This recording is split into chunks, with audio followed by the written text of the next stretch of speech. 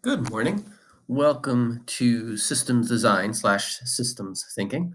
I'm Mr. Prad. I'll be your instructor for right now. Now, you're probably wondering why are there two different names? Well, each school has a different name for the same exact class. So if you're a GW, it's called Systems Design, and if you're at BF, it is called Systems Thinking. So before we get into this, I just want you to take a look at these two pictures, and I want you to notice if there's a difference between the two. Now, some of you might be thinking that, yes, it's extremely obvious, and some of you are saying, I don't think so at all. Okay. So I just want to go through this a little bit with you. If you look at this strawberry right here, most of you are probably going to say it's red. And if you come here, you're probably going to tell me, I don't know what color you're going to tell me, but I'm going to tell you that this strawberry is red. And if I were to say what color this leaf is, that's green. And if I'm going to look at this leaf, I'm going to say it's green. All right. Now, what I want you to do is take a look at these two pictures. Obviously, it's me. Can you tell the difference between those two pictures? What's different? Now, if you're in class, I'd actually take a little bit more time with this. What I want you to do is look at my skin on my face, the color of my skin. The picture on the right, some of you would probably say green. Maybe you're going to say I'm pale. Um, all I know is that when I look at these two pictures, my face in both of them is 100% identical.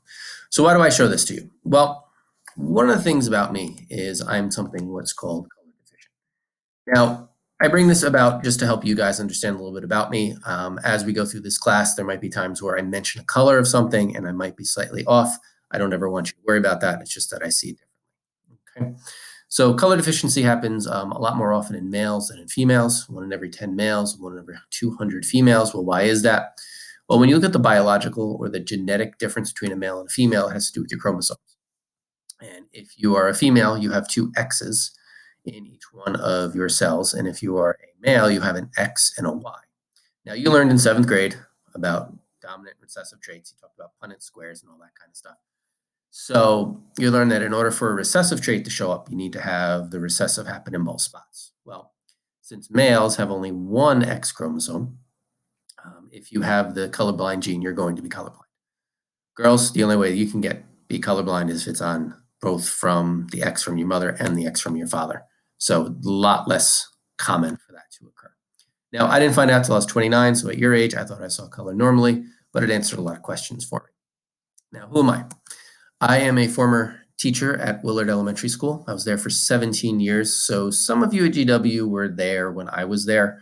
I left when you guys were moving into 5th grade. I taught 3rd grade, 4th grade, and 5th grade there.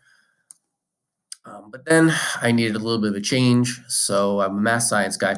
So what I chose to do was come up to the middle school where I taught environmental science and math and STEM. So the way it works, if we were in school, is I'd be at GW every morning and I go to BF every afternoon. Hence the reason why we have two different names for the classes, because obviously it makes sense. So what is it we're going to be doing? Well, obviously everything is online for right now. Okay. So what are you expected to do? Pretty much each day I will post something for you to, well, every day I will post something for you to do. Sometimes it'll be a video explaining to you exactly what it is. Odds are I will be doing the video. You're not going to be seeing something that's pulled from YouTube. You might from time to time, but odds are it's going to be me. You're expected to complete the task that you have on time. If you have any questions or any difficulties at all while you're doing it, just reach out to me. I will have GoGuardian on with the chat feature active. If you're struggling, we can set up a Google Meet. Whatever it is that you have, any difficulties, if you have a question after class, just send an email, and at some point I will check it and be able to get back to you. Okay. You will not have any tests in this class, which is kind of exciting. However, you'll be graded on your assignments. So for the duration of distance learning, you'll be graded on the different tasks that you are given. There'll be 2 different kinds of grades for that. I'll go over that in a minute. So basically, my face is in the way. Let me move it up here for a sec. If you do what you're supposed to do, and you do it when you're supposed to do it, you're going to do awesome in this class. If you don't do one of those two, you're not going to do so well. Okay. Oh, it's not moving on for me. There we go. So each class, because some assignments are going to be multi-day assignments. So each day you'll have to do something for me just to prove that you did it. It could be a Google form. It could be a piece of a doc where you just have to type something in to tell me what it is that you did. You might have to insert a picture or something. It will be posted in Google Classroom on that day, so nothing to worry about. So what is the difference, or what is creating by design, systems design, and systems thinking? Okay. These used to be one class, now they're separate. So creating by design, those of you who had me already at BF kind of know this. Those of you who did not have me before might be slightly different for the teacher that you had. But creating by design is very hands-on. It's about building and constructing. Okay. Systems design, systems thinking is really about the electronic component of it and programming different items. So it has a real focus on electricity. What is it that we're going to be doing? Well, at home, there's a few things you can do. And one of the things we're going to work on is circuits. I'll explain that as we get through the marking period. We're doing something called a microcontroller. Now, these are things that you really would have in your hand, and it's basically a controller that's small. Micro just means small. We will do a couple online things with that. You'll see as we go through. One of those online things you're going to do is an Arduino. An Arduino is something that you actually hold in your hand and program with wires and LEDs and all that kind of thing. But I found on Tinkercad something that allows us to program an Arduino. So we'll do a little bit of that. Hopefully we'll get the chance to program a traffic light, which is kind of cool. It's actually not very complicated. A little tedious, but it's actually kind of neat. Do a light show, a light system. So if you've ever been to a concert, now we can't go to concerts right now. But if you ever go to a concert, you've seen the lights in the background. We're gonna possibly program that, which is kind of fun. One of the big things we'll do, especially when you're home, is game design. So depending on what school you went to, who you had, we're going to use Scratch. We're going to have a program that will teach you to do different kinds of games in Scratch. I know some of you already had experience with Scratch. And then you're going to have to make one video game for this class. And then we're also going to do a little bit with 3D printing. I know the kids who had me for creating by design already have done things like that, but it's kind of neat to be able to play around with that. And that, again, is also going to be done in Tinkercad. So hopefully we will return this school year. And if we do, a couple other things that we'll add into it. One of them is we have a Glowforge laser cutter / laser engraver. It's really, really awesome. We'll get a chance to use that for some of the projects that we'll do. We'll make something called a paper circuit, which is really a basic electrical circuit, which is usually where we start in this class, but because we're not together and you don't have the materials for that, obviously we can't do that until we get back. The other thing is Makey Makey, which is where you create a video game controller to play the video game that you're designing, which is kind of a neat thing. And then with the Arduino, we can actually make vehicles that you can control and program to go through a course. It's kind of really neat. So how are you going to be graded? Well, you still got the 80%, 20%. Here's basically the way it works. 80%. Every day you're getting, I think it's 5. I don't know the exact number of points yet. But each day you're going to be getting a grade for what did you do that day. It's 5 points. Yeah, I just remember that. Okay, and that's if I see you on GoGuardian during our specific class time. That's a super important thing. Or and you still have to do the assignment, whatever it happens to be that you have to turn in just to prove that you did it. You do that.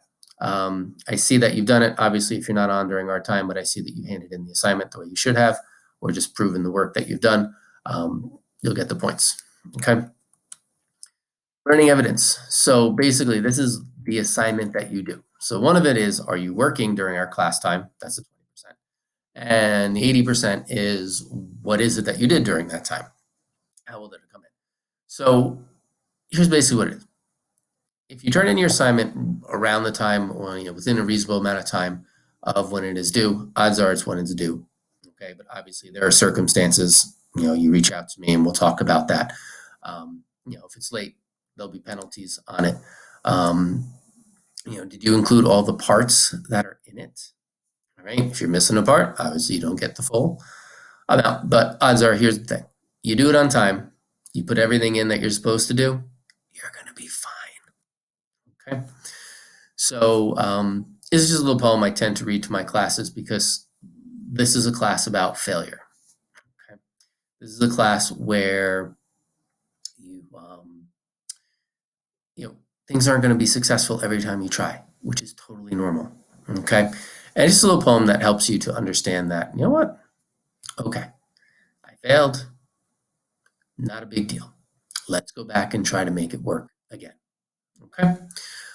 So it's called learn to fail. So learn to stumble, learn to fall, only then will you grow tall. Learn to try, learn to fail, only then will your life set sail. Like a ship upon the sea that found the secret to be free. Don't dodge from waves or flee from storms. Don't stay where it is safe and warm. But journey like a bold, strong ship that goes through life well equipped to ride the waves and seek new shores to go where no one's gone before. And if your ship should hit a rock and break apart and have to stop, then take the time to make repairs. Rest for a while, but don't stay there. And amid the shattered decks and sails, don't worry that so far you failed. Just fix and patch and build once more. Continue to your distant shore. If you lose your way this time, seek once more until you find your dream come true at journey's end. Then rest a while and dream again. The ship that makes it in the night is the ship that sees its own strong light. In spite of all the dangerous rocks and the chance of getting lost, the ship that's not afraid to fail is the only ship that's free to sail. So it's an important thing to remember during this class. Sometimes things aren't going to work right. Totally fine. Don't worry about it. Okay? Reach out for help and all will be good. Okay. So your first task is going to be, you're going to do a little introduction to me, of slides presentation to introduce yourself to me. Okay. So you're going to need a couple things. Now there will be a copy of this in Classroom as well. So it's going to need a title slide on that, just who you are, a picture of yourself. So that way when I see a name on a screen, I know who I'm looking at. Okay. Your house at school, so are you in Ridge, Franklin, Monroe, Godwin? Just put that in, just makes my life a little bit easier. And then it might seem strange, I just like to know what elementary school you came from. It's just kind of a little interesting thing. I like to do anecdotal things and ideas of, it's just kind of a neat little thing that I like to do. Okay, what is your favorite subject and why? What is your least favorite subject and why? And it can be more than one, it's totally fine. Now listen, just be honest. The only thing I get from this is it helps me understand who you are. Okay, what makes you tick, what your interests are. Okay, what you like to do, what you don't like to do. It's just a neat little thing to help me understand who you are. What are you interested in? What are your hobbies that you do? This could include sports, it could include dance, it could include instrument, it could include academic things. You do academic things outside here, whatever it is that you're interested in, any hobbies that you have, please let me know. And then the last couple, again, is just help me understand a little bit about what's going on with you. So what is going well with you with distance learning? What do you like about it? Okay. And then what is difficult about it for you? Because this will help me to understand a little bit more about you and possibly, might change a little bit about the way I interact with you guys on here. And then what is something that you would like me to do during distance learning? So if there's something, you have your likes, you have your difficulties, but this could be something that you specifically, want me to work on with you. And last but not least, what are you interested in learning about with this class? Okay. So this task is going to be today's class and the next class. So this is 2 days to get this done. I'll put probably a Google form in there just saying, oh, just a little check. Did I watch the video today? Yes.